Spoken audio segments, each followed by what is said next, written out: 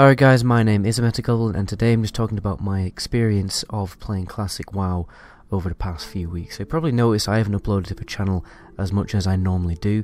The main reason for that is because it's been my birthday, and I'm not going to lie, I've been getting drunk with my friends a lot, and then my girlfriend took me on holiday to Bruges to drink even more beer, so I just haven't actually been physically playing the game. I literally have not logged into the game for over a week now, so I only have about, I would say, just over a day's played, about 1.5 days played of actually playing the game on my rogue. About level 33, I think I'm, doing fairly good pace, to be level 33 with just over a day's played. But in all honesty, I haven't been solidly playing it. I did in the first week a little bit, but since then I haven't been. But anyway, what I want to do is just want to talk about my experience, from the launch of a game until, where I'm at now, and how I've been basically playing the game, and why I've been enjoying it so on such a ridiculous level, particularly playing Rogue. I really did not anticipate Rogue to be so fun to play. Just before we jump in, guys, please do give me a quick follow on Twitch, as I'm trying to stream on there as much as I can. So, the launch was, as I anticipated, it was not the smoothest experience in the world. A lot of people said that because of the dynamic respawning there would not be bottleneck situations and the leveling would be smooth. This was not a reality at all. The game, there's so many people logged into the game that it was lagging like mad, and as you may know from watching my previous videos, I did have a strategy to counter this problem, to counter this bottleneck issue. We did a lot of practicing on streams. I know a lot of people tuned in for that. Basically, the premise of our leveling strategy was to basically do the next set of quests, the next quest hub early. So we went to Goldshire at level 4, or we went to Eastvale Logging Camp at level 7. Unfortunately, I couldn't really enact my strategy to its maximum effectiveness. The reason for that is because, one, a lot of people backed out of the leveling team to the point it was only just me and a really friendly, cool guy called Simon, who I basically did my leveling with. But unfortunately, he got stuck in a server queue. He didn't anticipate the fact that it would be such a severe server queue, so he couldn't get into Aegis. So I was basically on my own, and it's really unfortunate because the leveling strategy would have worked extremely well. I managed to basically do the strategy with a random player, this random paladin, and we managed to get ahead of the Zerg really well. We were in the Farga Deep Mine, completing the Kobold quests really well, and there was barely any competition. So if I had a 5-man group and I was doing my leveling strategy, I definitely do think that it would have been really smooth, and it would have been amazing. We would have been probably gotten to a point where we were the only people doing a certain, the next quest hub. So there was that. And then we started to run into massive server queue issues, when we're getting disconnected, or a lot of people were actually getting booted out of a server to make room for other people, and then you get stuck in an 8-hour server queue, which made it even more difficult for me and Simon to play together. So and that's also been an issue for me moving forward. The reason why I haven't played the game a lot is because, I get ready, finish all my work, or get home from the gym, or whatever other errands I have to do, and then I get home, and then my server queue is like 8 hours, and by the time that's over it'll be like 11 o'clock, and I'm like, well, that's when I'd like to chill out, watch maybe something on Netflix and go to sleep. So that has been extremely a limiting factor of me not actually being able to play the game. But you know what, I am obviously on a big popular streamer server, and I'm just gonna put up with it. I'm gonna put up with the pain, because I know eventually it's gonna smooth out, and the server queues aren't gonna be so severe sometime in the future. And I think there's a lot of benefits to playing on a big populated streamer server. One, you're not gonna play in a server that's over time gonna become low populated, and I think streamer servers have a lot more community interaction and a lot more world PvP and things like that. Just one of the main reasons why I want to play a classic WoW, to be honest. A good example of this would be the Halloween costume competition on the Argent Dawn RP server. So that is like a community made server. It's basically like the community is making their own content. It's very sandboxy. In sandbox MMOs that happens obviously quite often, but because the game is developed in a way that you kind of just the game is like you've got this big world and you can do whatever the hell you want with it. The content is up to you to decide. There aren't many quests or much hand holding, and I like the fact that streamer servers have that level of community events. For instance, I was watching Asmongold stream the other day. He couldn't complete his Berserker quest, right, to get his Berserker stance, and so he basically made a big world PvP battle just to complete his Berserker quest. And I would have really loved to be a part of that huge raid, Horde of the Alliance raid battle on the Alcaz Island or whatever it's called, because stuff like that is cool, right?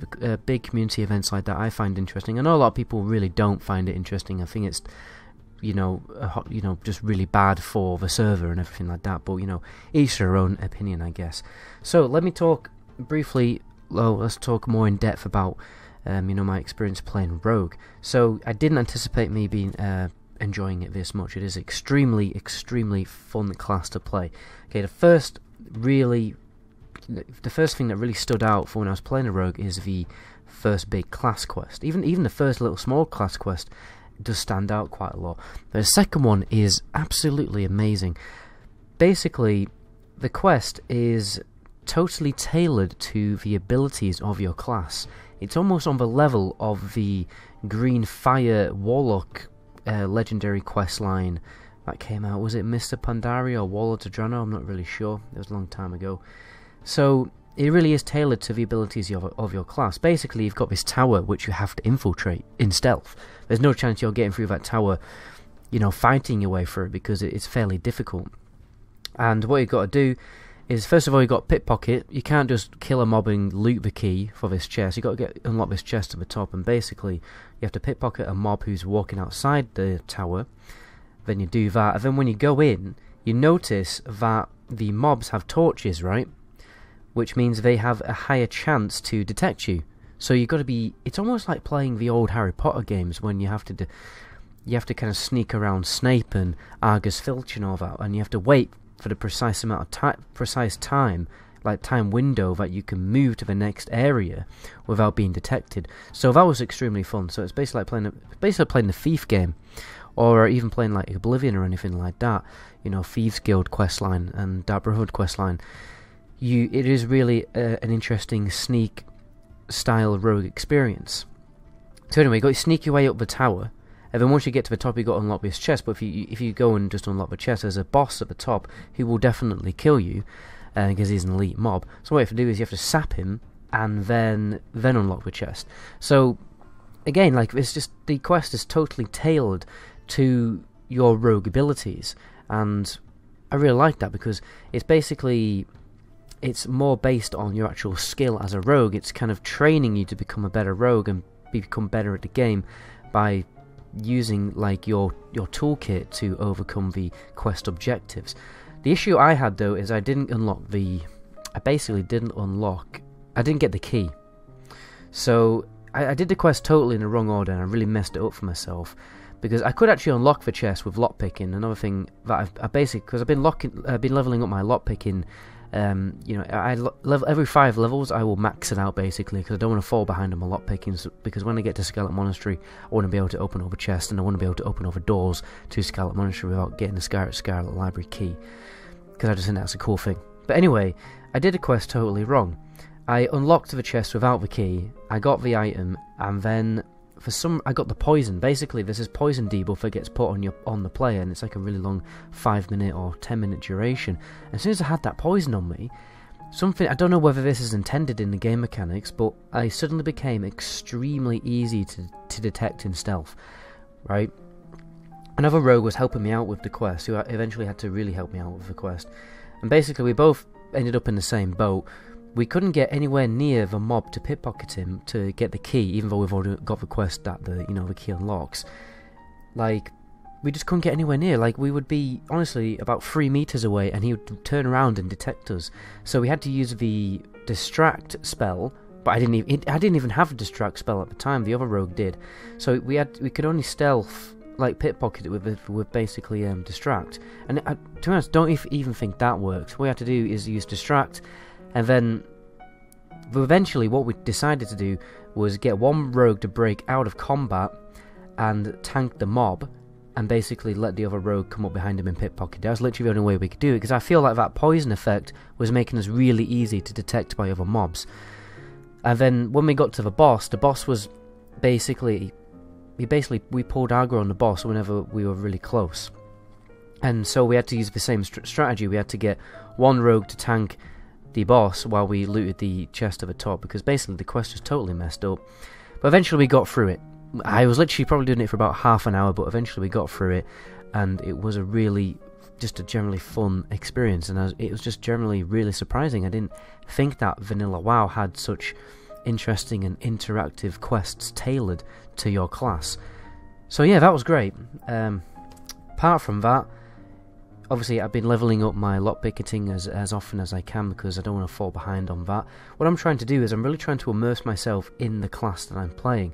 It's the same with skinning and level work, and I'm leveling them up as often as I can. I don't care if it's a detour to my leveling speed. I want to level my professions, I want to level my rogue skills, my poison skill, my lockpicking skill, because I just want to be an effective rogue. I don't want to be that guy who levels really fast, and then he's in a Scarlet Monastery run in his level 40s, well, you know, late 35 to 40, and he can't unlock the chests. There's a lot of chests in the game which require lockpicking for you to open, and a lot of people just can't open them. Like, for instance, the other day, well, about a week ago, we were doing stockades, and there's a few locked chests in stockades as well, but I was able to open them, which a lot of people are very grateful for, because, you know, it's extra loot, extra chance on greens, and yeah, stuff like that. I want to briefly talk about dungeons. I've basically been doing a lot of dungeon leading, particularly when we were doing Dead Mines. I've run Dead Mines about, I'd say 3 times, because the first time we ran Dead Mines it totally failed. The reason for this is just we didn't really anticipate for basically the tactics of the dungeon, well, not the tactics, but mainly the tuning and the tactics to be actually so difficult on us as the players. And obviously I was probably playing with a lot of beginners. I kind of know absolutely everything there is pretty much to know about Dead Mines, but it was very difficult because our characters we were just too low level for it, to be honest. I think there's a few level 15s and 17s, and it didn't really work out. We just couldn't kill the last boss, and we just wiped too many times to the point where people had to log off, and people's armor was breaking and stuff like that. But my second attempt, what I did is I thought, right, I'm gonna basically won't be the word, kind of man up to the role of being a leader, like a dungeon leader, a little bit more. I made my own group and I led the group as effectively as I could. I did marking. I've got a command that basically means every time I cast Sinister Strike on a mob, it automatically marks it with a skull. So I made sure that everyone was always targeted the same target, make sure everyone was following my tactics to the book, make sure everyone was pulling back. This is the main thing that a lot of people kind of forget when they're playing vanilla, because they've been playing retail for too long. They kind of run in, or they charge in. If God forbid a warrior uses charge in a dungeon, that's normally going to be a sticky situation. It's much better to shoot the mobs and pull them back. For instance, in the Goblin Foundry room, the Lumberjack room, whatever it's called, you basically should never actually go into the room. It's much better to pull the mobs to the doors at the beginning of the room, and basically being patient and tactful about how you clear the dungeon. I mean, obviously the boss at the end, Edwin Van Cleef, is very difficult, but you can use a very cheeky strategy to jump on the wheel. But what I did is, I thought I'd get clever, and I used it on Mr. Smite as well. It worked kind of on Mr. Smite. So on Mr. Smite, what I did is I went into stealth. I used Perception, which is a human racial that increases your stealth detection. What I did is I could see the stealthed mobs before basically anyone else could see them. So what I could do is I could sap them and then run away, and basically we'll have one less mob to deal with. And it worked on Mr. Smite, but for some reason on Edwin Van Cleef, you could even do it on Edwin Van Cleef, but it's very difficult to pull off.